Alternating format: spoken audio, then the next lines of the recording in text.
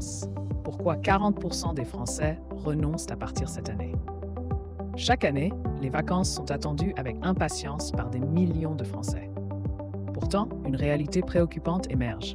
Près de 40% d'entre eux renoncent à partir en voyage. Ce phénomène soulève de nombreuses questions sur les raisons qui poussent tant de personnes à rester chez elles pendant la période estivale. Entre contraintes économiques, obligations familiales et autres facteurs, il est essentiel de comprendre les motivations derrière cette tendance croissante. Cette vidéo explore les divers éléments qui influencent cette décision et propose un éclairage sur les défis auxquels font face ceux qui choisissent de ne pas s'évader le temps d'un été. Taux global de départ en vacances, une stabilité apparente. En France, le taux de départ en vacances se maintient autour de 60% en dehors des périodes de crise, selon les données du Crédoc. Ce chiffre stable reflète la capacité d'une majorité de Français à s'évader au moins une fois par an. Cependant, cette moyenne cache des disparités importantes entre les différentes catégories socio-économiques. Les plus aisés sont nettement plus nombreux à partir que les ménages modestes, pour qui les contraintes financières restent un obstacle majeur.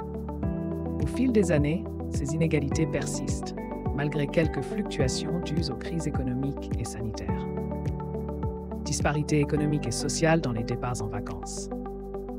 Les écarts de revenus influencent fortement le taux de départ en vacances.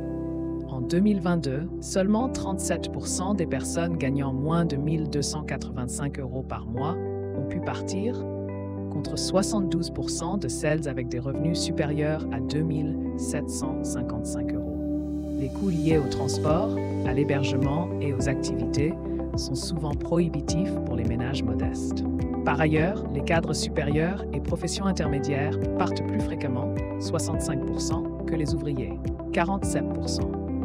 Non seulement grâce à des revenus plus élevés, mais aussi en raison d'habitudes culturelles et de réseaux facilitant l'accès à des hébergements gratuits.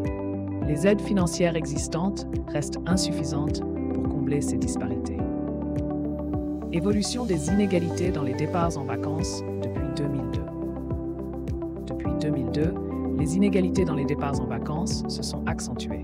La crise sanitaire a particulièrement impacté ces chiffres, notamment en réduisant les déplacements des retraités. Malgré cette baisse générale, les plus fortunés restent 2 fois plus nombreux à partir en vacances que les moins favorisés. Ces données soulignent une persistance des disparités économiques et sociales, où le privilège de voyager demeure largement inaccessible pour une partie significative de la population française.